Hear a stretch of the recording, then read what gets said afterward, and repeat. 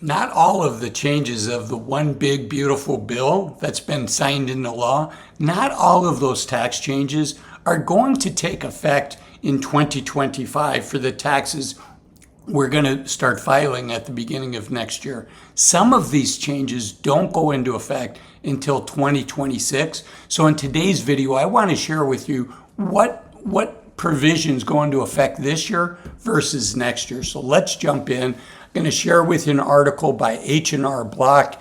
It's called One Big Beautiful Bill Tax Changes, How and When They Impact You. And I'm going to focus on the when. So let's just jump right in. The increased deduction for seniors, you can see here that does go into effect in 2025. And that's what we're going to start with, is the changes that go into effect this year. And then we'll end the video with the changes that go into effect next year. So the increased deduction for seniors, which is going to go into effect for this year, and it's an additional $6,000 deduction for people 65 and older. You can read more about it here. The next one is the SALT deduction that does take effect this year, 2025, and that is the state and local tax exemption. And that cap had a big raise. It went from $10,000 to $40,000, and you can read more about that change here. Another one that a lot of people are looking forward to, and so fortunately it does go into effect this year, is the overtime pay changes. That's up to $12,500 for a single person. And interestingly, in our W-2s from our employer is going to have to separate out what the overtime pay was.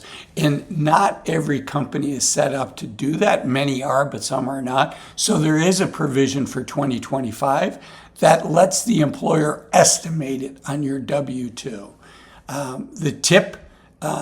The tip deduction, tax-free tips, is also in there, and that allows a dollar for dollar deduction for a designated amount of tips earned by workers where tipping is customary. The Congress doesn't want us saying, oh, my normal job that used to pay me X dollars a month, well, that's now all tip income. If it's not a customary tipped job, it's not going to count. But you can see that's capped per individual at $25,000, and there are phase outs for this. This is the purpose of this video, is really to talk about the things that come into effect 2025. So let's stay on it. The increased child tax credit, and that was increased from $2,000 to $2,200. Again, there is a threshold, modified adjusted gross income phase out on that, but this provision does go into effect 2025. Also, there's some changes to the 529 plans. As far as I can tell, it's not how much we can put into the 529 plan, but what we can spend the money on, importantly, and this goes into effect this year. People can now spend up to $20,000 to pay for K through 12 expenses, and that's up from, that's for $20,000, and that's up from $10,000. And there's additional non-tuition qualified expenses for K through 12 also, such as books, online learning materials, and tutoring fees.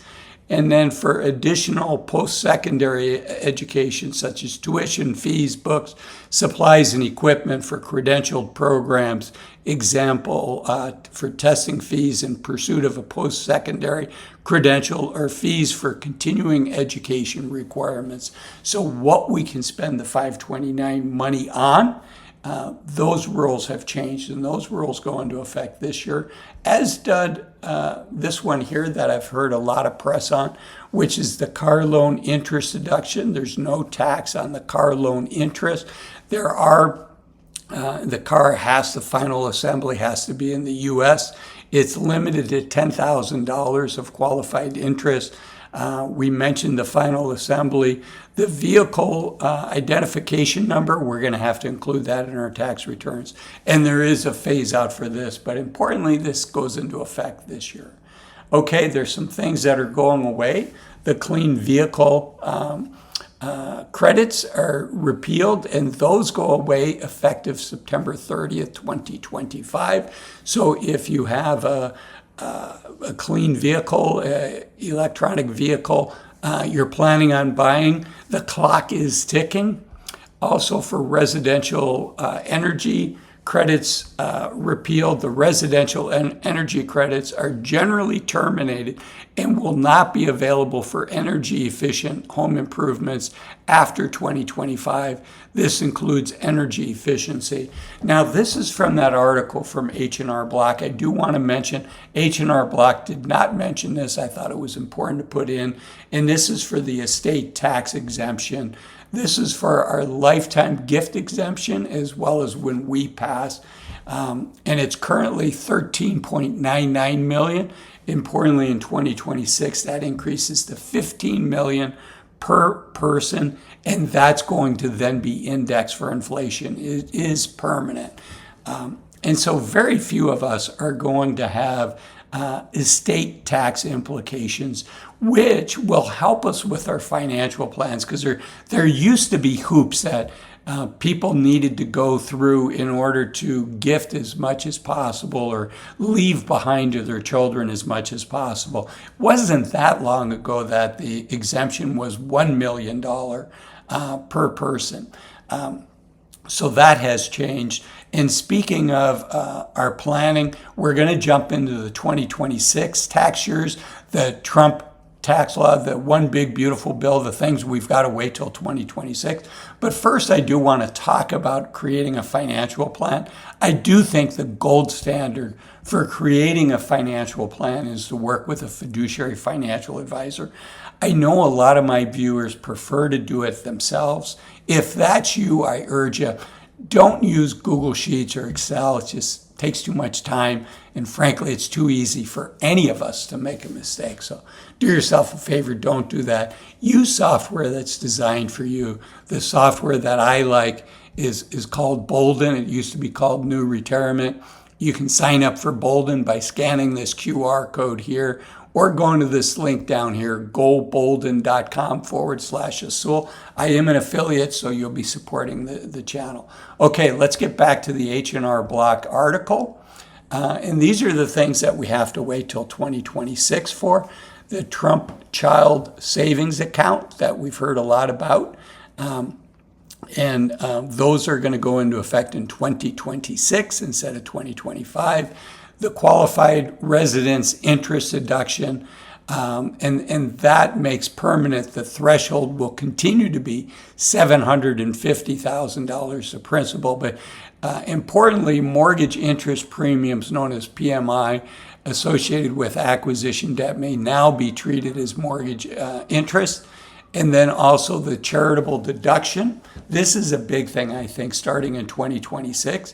Even if we itemize, and most of us are not going to itemize, we're going to use the standard deduction. So even if you use the standard deduction, there's new deductions up to $1,000 for single or $2,000 for married filing jointly. Even if we use the standard deduction, we can still use that as a deduction for us, a charitable deduction. So I think that's going to help charities. And then interestingly, there's a 1% tax on foreign transfers that start in 2026. Money transfers going to foreign locations are subject to a 1% excise tax. Examples include transfers including money orders and cashier's checks. And notice that it says up to 1%. So we'll have to see how that plays out. If you enjoyed this video, I think the next video of mine you should think about watching next is this video up here that talks about enjoying the journey until we get to retire. It's 8 things to stop doing in your 60s in order to enjoy our journey until retirement. Thanks for watching this video. Bye-bye.